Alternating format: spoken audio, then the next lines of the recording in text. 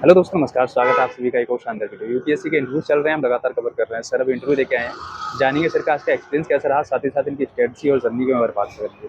तो सर स्वागत है हमारे चैनल पर। Thank you. तो थोड़ा अपने बारे में बताइए, आपका नाम, एजुकेशन। मेरा नाम नवीन है। मेरा ये थर्ड अटेम्प्ट है और सेकंड इंटरव्यू है। ओके। तीनों मेंस लिखे हुए हैं ओके। और आज मैं इंटरव्यू दे के आया हूँ, तो ये सेकंड टाइम इंटरव्यू दे रहा हूँ। आपका मीडियम क्या था और ऑप्शन क्या है? मेरा मीडियम इंग्लिश था और ऑप्शनल मेरा हिस्ट्री था। हिस्ट्री। आज का ऑल ओवर एक्सपीरियंस कैसा रहा था इंटरव्यू का लास्ट के मुकाबले? लास्ट के मुकाबले सर मेरे को थोड़ा अच्छा लगा। लास्ट टाइम मैंने क्या किया कि फर्स्ट अटेम्प्ट में मैंने डैफ को थोड़ा बल्कि कर लिया था, तो मैंने उस पर काम करते हुए डैफ को थोड़ा सा मैनेज किया और उसके बाद इस बार थोड़ा सा अच्छा। ओके। बोर्ड कौन सा था और लास्ट टाइम किसका बोर्ड? मेरे पास सुमन मैम का बोर्ड था और पिछली बार मेरे पास प्रीति सुदन मैम का बोर्ड। तो लास्ट के इंटरव्यू के बारे में कोई जिक्र हुआ क्या?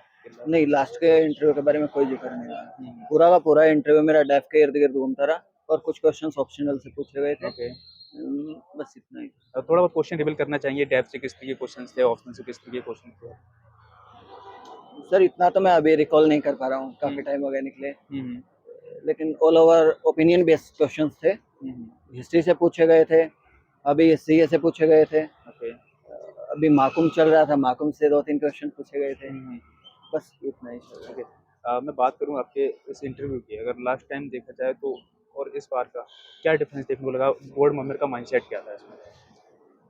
देखिए, लास्ट टाइम जो मैंने इंटरव्यू दिया था तब मैं थोड़ा नर्वस था। फर्स्ट अटेम्प्ट था, फर्स्ट इंटरव्यू तक पहुंच गए थे, लोगों की उम्मीदें ज़्यादा हो गई थी, तो उसके चलते मैं थोड़ा सा नर्वस था कि हो पाएगा या नहीं हो पाएगा। लेकिन इस बार मैंने अपने खुद पे काम किया, अपने आप को कॉन्फिडेंट रखा, आत्मविश्वासी रखा और अपने आप को थोड़ा सा कूल एंड काम तरीके से बनाए रखा, इसलिए मेरा लास्ट ईयर से थोड़ा बेटर हुआ। ओके। तो क्या गलती रही, क्या मिस्टेक रही लास्ट टाइम जो कि इस बार आपने कुछ इसमें बदलाव किया? क्या लगा, क्या ऑब्जर्व किया आपने कि मेरी ये मिस्टेक रही लास्ट ईयर? लास्ट ईयर मैंने सर डैफ भरने में ही थोड़ा सा गलती किया। मैंने उसको बल्कि कर लिया, इंटरेस्ट बहुत सारे डाल दिए, तो वो जो बोर्ड था वो इंटरेस्ट पे ही घूमता रहा, जिसके चलते थोड़ा सा कॉम्प्लिकेटेड हो गया। ओके। आपने तीनों मेंस लिखे हैं, आप अच्छे से गाइड कर पाएंगे एक बिगनर के लिए कि उसको क्या करना चाहिए इस प्रिपरेशन के दौरान, क्या नहीं करना चाहिए? अगर मैं बात करूं ऑल ओवर, तो अगर कोई सेल्फ स्टडी करता है तो सेल्फ स्टडी किस तरीके से अपने फाउंडेशन को तैयार देखिए सर, मैं खुद सेल्फ स्टडी से आया हूँ, मैंने आज तक कोचिंग का कोई गेट नहीं देखा ओके। है। तो अगर आप मेंस के लिए तैयारी करने हैं, प्रीलिम्स के लिए तैयारी कर रहे हैं, तो ये प्रीलिम्स और मेंस अलग अलग तैयारी नहीं होती है। ओके। प्रीलिम्स और मेंस को आप साथ साथ लेके चलिए। जैसे ही आप एप्लीकेशन डालते हैं, प्रीलिम्स के साथ साथ मेंस की तैयारी शुरू कर दीजिए। वही तो सब्जेक्ट है, ओके। वही तो सिलेबस है। राइट। आप आंसर राइटिंग, ये प्रीलिम्स 2 महीने तक पढ़िए, उसके बाद जैसे ही आपका मार्च आता है, आपको उसके साथ साथ थोड़ा थोड़ा मेंस के लिए आंसर राइटिंग कर देना शुरू कर देना चाहिए, क्योंकि जैसे ही मई में या जून में प्रीलिम्स होता है और प्रीलिम्स में कट बहुत ज़्यादा होता है, 10 लाख कैंडिडेट्स आते हैं, 13 से 14 हज़ार कैंडिडेट्स मेंस के लिए बचते हैं। तो मेरा ये मानना है कि जो मेंस के लिए आ रहे हैं ना, आप प्रीलिम्स को इतना इजी ना समझिए। ओके। क्योंकि सबसे बड़ा बैरियर होता ही है प्रीलिम्स, क्योंकि उसमें से बहुत सारे एस्पिरेंट बाहर हो जाते हैं, छट जाते हैं। तो स्पेशल सी सेट की बात करें तो सी सेट में अब तो आईआईटीएन भी छट रहे हैं हाँ उसमें जी देखते सर। हैं। तो सी सेट के लिए क्या रिसोर्सेज होंगे? सर सी सेट का ऐसा है, सी सेट के लिए हमें ना कुछ लोग उसको बहुत ईजी में ले जाते हैं हाँ। और वो बहुत दिक्कत करते हैं। राइट। सी सेट के लिए आप एक काम कीजिए, मैथ्स आता है, रीजनिंग आता है, कॉम्प्रिहेंशन आते हैं। आप मैथ्स में 2 या 3 टॉपिक्स पढ़िए। एक तो नंबर सिस्टम पढ़िए, पी एंड सी पढ़िए, कॉम्प्रिहेंशन पढ़िए, रीजनिंग का थोड़ा सा बेसिक्स कीजिए, सी सेट निकल जाता है। और सी सेट में एक गलती ना करें कि हम क्वेश्चंस को करने पे आ जाते हैं कि आपको 60 करने हैं, 70 करने हैं, कितने क्वेश्चंस करने हैं। क्वेश्चंस पे नहीं, एक्यूरेसी पे ध्यान दीजिए। आप 40 क्वेश्चन करेंगे तो भी आपका सी सेट निकल सकता है, और आप एक्यूरेसी पे ना ध्यान देके आप 60 से 70 करते हैं तब भी आप बाहर हो सकते ओके। यहाँ से बात करूँ थोड़ा प्रीलिम्स को लेकर, पेपर वन के लिए, तो उसकी क्या स्ट्रेटजी होनी चाहिए और क्या रिसोर्स होने चाहिए जो कि प्रीलिम्स ओरिएंटेड ही हो, वो हमें भटकाए नहीं? हैं।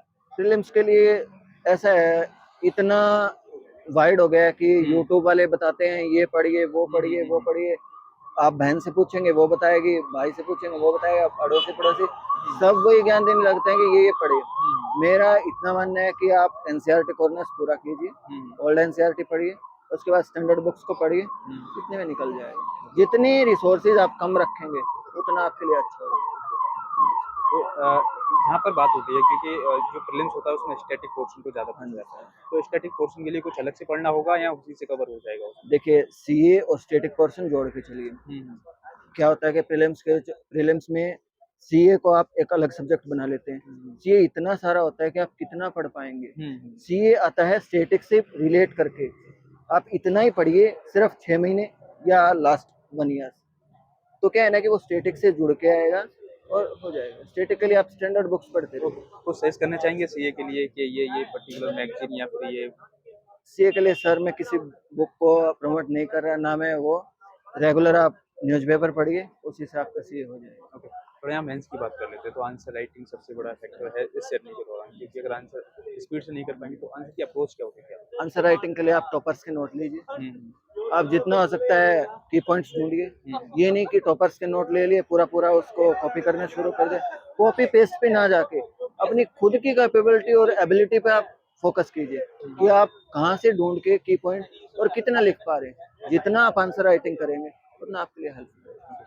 अगर मैं पेपर 1 और 2 या 3, 4 की बात करूँ, तो उसके लिए क्या आपके रिसोर्स रहे हैं? क्या आपने इसमें कोई गूगल यूज़ किया है या चैटजीपीटी या फिर कोई अन्य सोर्स आपने इसमें यूज़ किया? नेट तो बहुत हेल्प करता है। जैसे जैसे अनुदेव दुरीशेट्टी जो 2017 के टॉपर थे, उन्होंने पूरा-पूरा यूट्यूब से ही पढ़ के किया हुँ, था। हुँ, हमने भी पूरा-पूरा यूट्यूब से ही पढ़ते रहे सर। हुँ, जो स्टैंडर्ड बुक्स थे वो लगाते रहे हुँ, और मेरे ने आईएएस की टेस्ट सीरीज़ लगाई थी, ओके, जो मेरे लिए बहुत हेल्प ओके। हाँ जी।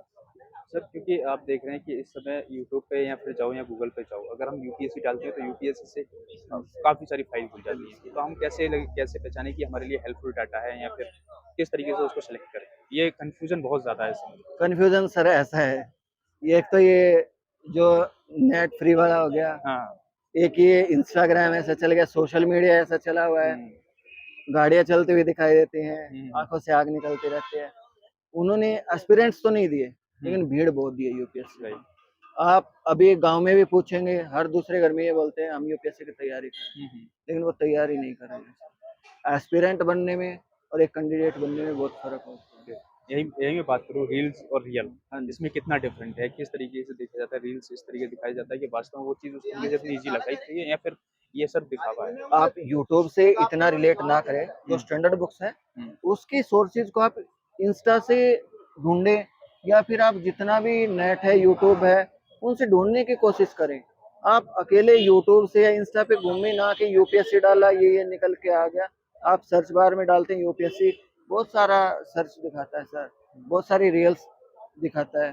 तो आप बुक्स है ना, हुँ, हुँ, उनको यूट्यूब पे डालिए, वो आपको बहुत अच्छे से पढ़ाने में और हेल्प करने में ओके। सर अभी प्रीलिम्स के लास्ट 70 डेज़ बचे हैं लगभग, तो उनके लिए अब क्या करना चाहिए इस टाइम पीरियड में? किस तरीके से अपने स्लॉट को डिवाइड करना चाहिए? आपको मेंटली स्ट्रेस दूर करने के लिए आपकी फैमिली से रिलेट करना चाहिए। हुँ, हुँ, हुँ, ये ना हो कि आप ड्रीम के पीछे इतना पागल हो जाएँ कि भाई फैमिली को दूर कर दें। हुँ, हुँ, रिस्पॉन्सिबिलिटी और ड्रीम में आपको दोनों को मैनेज करना आना चाहिए।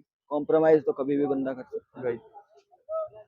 तो आप जितने 60 दिन रह गए, पीवाईक्यू है वो लगाइए हुँ, हुँ, और मॉक टेस्ट है वो लगाइए। आप अगर 60 दिन में ये लगा लो आप 40 या 45 मॉक भी लगाएँगे, तो आपका ईज़िली प्रीलिम्स हो जाएगा। ओके। सर इस पूरी जर्नी ने आपको अभी तक की इस जर्नी ने क्या सिखाया है इस जर्नी ने आपको? इस जर्नी ने बहुत कुछ सिखाया। इस जर्नी ने ये सिखाया जब मेरा 2022 और 23rd बैच में मेरा प्रीलिम्स मेंस इंटरव्यू हुआ, बहुत सारे लोग आए, लेकिन एक हमारे जो पॉलिटी की बुक है एम लक्ष्मीकांत, उसमें एक 28 चैप्टर आता है, जुडिशियल एक्टिविज्म। उसमें लिखा हुआ है बीएल वदारे ने, उत्तरदायी सरकार ध्वस्त हो जाती है। कब हो जाती है? जब उसकी शाखाएं विधायिका और कार्यपालिका अपना कार्य निष्ठावान तरीके से निष्पादन नहीं कर पाते हैं ना, तब हो जाती है। और लोकतंत्र और नागरिक को है ना, लोकतंत्र से विश्वास उड़ जाता है। मेरे साथ भी वही हुआ। जैसे ही जो लोग उत्तरदायी थे, नवीन का होगा, वो कर रहे थे। उसके साथ सर जैसे ही रिजल्ट पीडीएफ में नहीं आया, और क्या-क्या सैक्रिफाइस करना पड़ा इसे? सर सैक्रिफाइस कुछ भी नहीं करना पड़ा। ओके, सैक्रि सैक्रिफाइस कुछ नहीं किया, वही 24 आवर्स सबके पास होते हैं। मेरे को चीज़ें शुरू से मैनेज करनी आती थी। हुँ, हुँ। मेरे को रिस्पॉन्सिबिलिटी के बारे में भी पता था, मेरे को ड्रीम्स के बारे में पता था। उस टाइम ड्रीम्स रखा, अब मैंने उसको मकसद बना लिया। Okay sir. ओके सर, बहुत बहुत बधाई आपको, thank you so much and all the best.